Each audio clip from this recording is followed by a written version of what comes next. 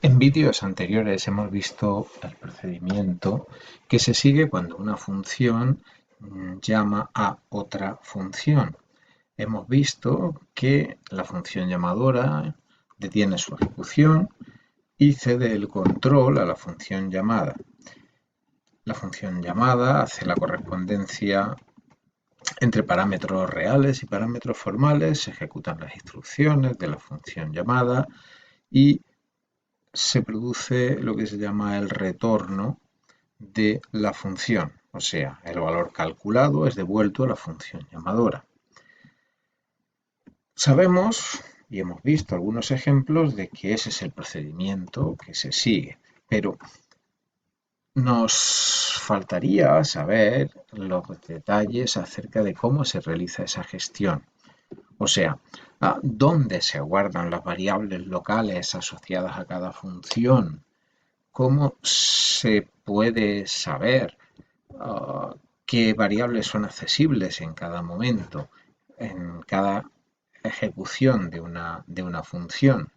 ¿Cómo se sabe cuál es la dirección de retorno? O sea, cuál es la instrucción que se debe retomar cuando una función termina su ejecución y devuelve el control a otra. Bien, todas esas preguntas se responden cuando conozcamos el procedimiento, la manera en la que se realizan las llamadas y los retornos. Y eso ocurre gracias a la pila. La pila no es más que una zona de memoria que se reserva para realizar este tipo de gestión.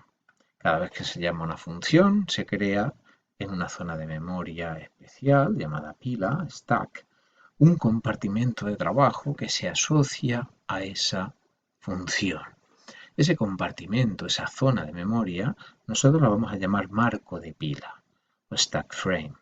En ese marco, asociado a cada función, se almacenan, entre otras cosas, los parámetros formales, que ya sabemos que son variables locales para la función, los datos locales que se declaran en la función y, muy importante, la dirección de retorno de la función, o sea, dónde debe retomarse la ejecución de la función llamadora. Cuando una función llama a otra, el marco de la función llamada se apila, se coloca sobre el marco de la función llamadora. Por eso que recibe el nombre de pila, porque los distintos entornos de trabajo se van apilando. Cuando una función termina su ejecución, el entorno asociado a esa función se elimina de la pila. Por lo tanto, en la pila se van amontonando y desamontonando los distintos entornos conforme se van produciendo las llamadas. Y esto ocurre hasta que finalmente solo queda activo el marco asociado a la función main y al terminar su ejecución la pila queda vacía. Vamos a utilizar un ejemplo ya conocido para mostrar exactamente un modelo de cómo ocurre todo este proceso. Estamos en el problema del cálculo del combinatorio, que ya lo hemos trabajado anteriormente, y bueno, pues en este caso vamos a ver una aplicación concreta en la cual, pues en el marco de una competición deportiva tenemos 5 equipos y tienen que jugar todos contra todos. La pregunta de cuántos partidos han de jugarse en total, en el caso de que hay una sola vuelta, pues se responde utilizando el número combinatorio 5 sobre 2. En este caso tenemos 5 equipos y se van agrupando de 2 en 2. O sea, las combinaciones buscadas son sin repetición y no importa el orden.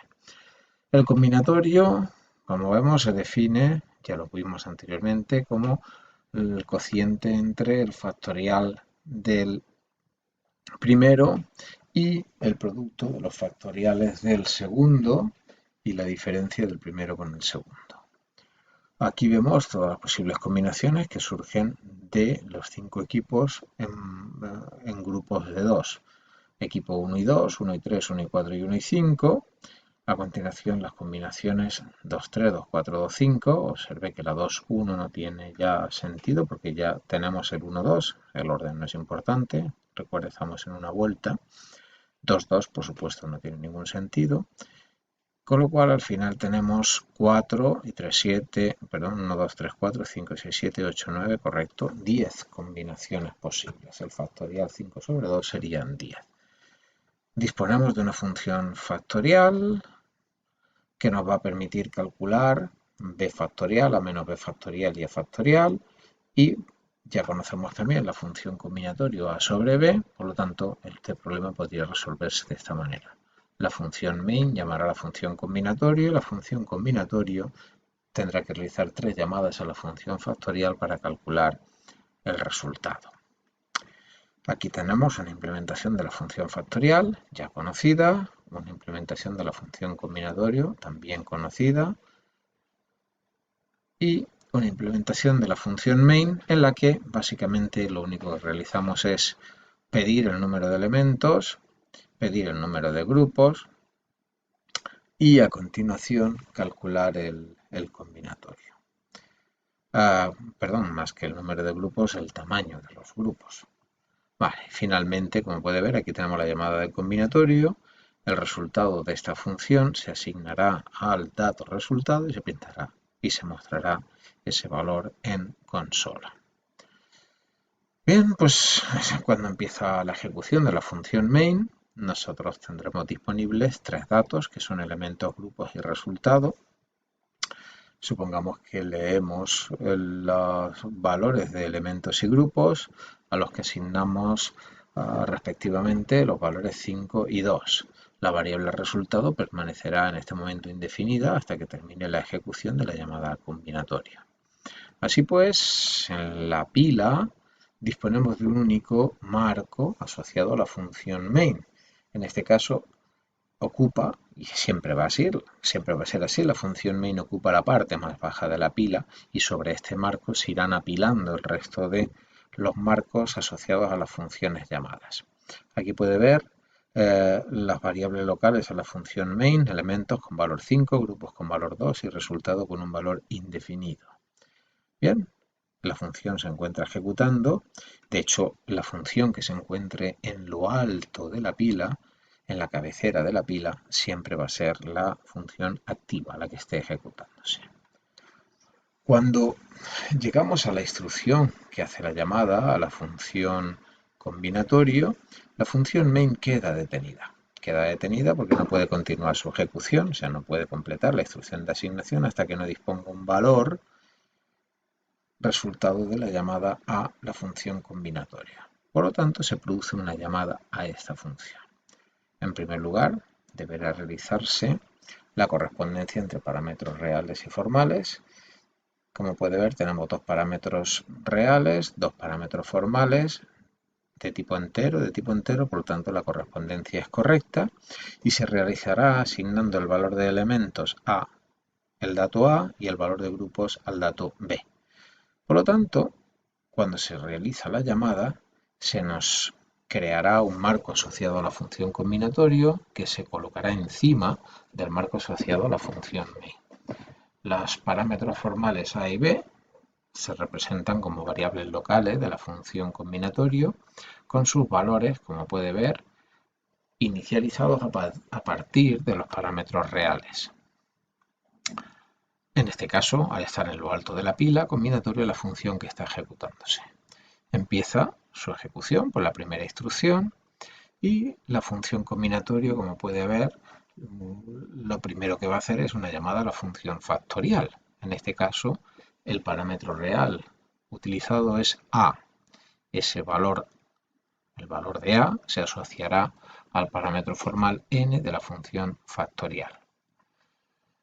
A es entero, el parámetro n es entero, por lo tanto la correspondencia es correcta y se creará el marco de la pila asociado a la función factorial. Aquí lo tiene, el valor de A se copia en el parámetro formal n. Si observamos el código de la función factorial, nos damos cuenta que además de n, parámetro formal, tenemos 2 variables locales, i y fact. Aquí lo puede ver reflejado en la pila, en el marco de la pila asociado a factorial. Esta es la función que ahora mismo se encuentra en ejecución, la que se encuentra en lo alto de la pila.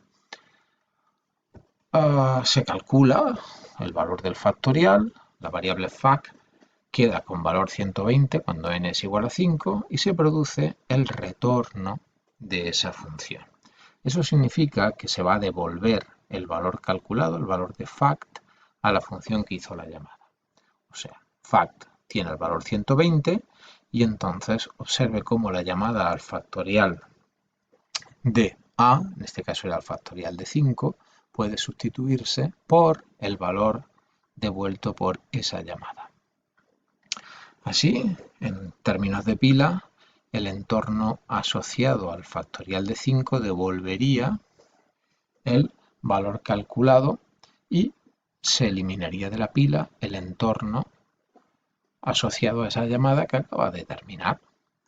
Tenemos que ver ahora dónde se quedó pendiente la ejecución. Como la función que está en lo alto es la función combinatorio, aquí es donde tenemos que ver el punto en el que se interrumpió la llamada. Y estamos aquí. Se ha calculado factorial de A y ahora nos faltaría por calcular factorial de B y factorial de A menos B para completar la llamada. No vamos a calcularlo, no vamos a hacerlo con detalle porque ya, o sea, el resultado sería exactamente el mismo, o el procedimiento el mismo que acabamos de ver. Simplemente deberá tener en cuenta que ahora tendremos que calcular el factorial de 2 por un lado y después el factorial de 3 por otro lado. 2 porque b vale 2 y factorial de 3 porque 5 menos 2 son 3. Por lo tanto, como todavía no puede completarse esta instrucción, no puede devolverse nada a la función main, se queda parada la función combinatorio y tendremos una llamada al factorial y cuando termine esa llamada al factorial de b tendríamos una nueva llamada. La llamada al factorial de 2 produciría como resultado 2 y la llamada al factorial de 3 produciría como resultado 6. Ya puede completarse, como puede ver, la instrucción return. En este caso se calcularía 120 partido 12 y el valor devuelto sería 10. Ya se puede completar, por lo tanto, la llamada que se realizó a la función combinatoria. Toda esta llamada se puede sustituir por el valor devuelto por 10 y ese valor 10 se puede asignar sin ningún problema a la variable resultado. En términos de pila, lo que ocurre es que una vez que ha terminado la llamada al combinatorio 5 sobre 2, se devuelve el valor 10 que se copia en la variable local de la función main resultado. Por lo tanto, tras la devolución se elimina el marco de la pila y continúa ejecutándose la función main, la que produjo la llamada combinatoria. Y en este caso, la función main, al seguir ejecutándose, lo único que va a ocurrir es que nos va a mostrar el resultado, básicamente el valor de la variable resultado. Y para terminar la sección de introducción, hablemos brevemente sobre la función main. Puede encontrar en los apuntes información más extensa.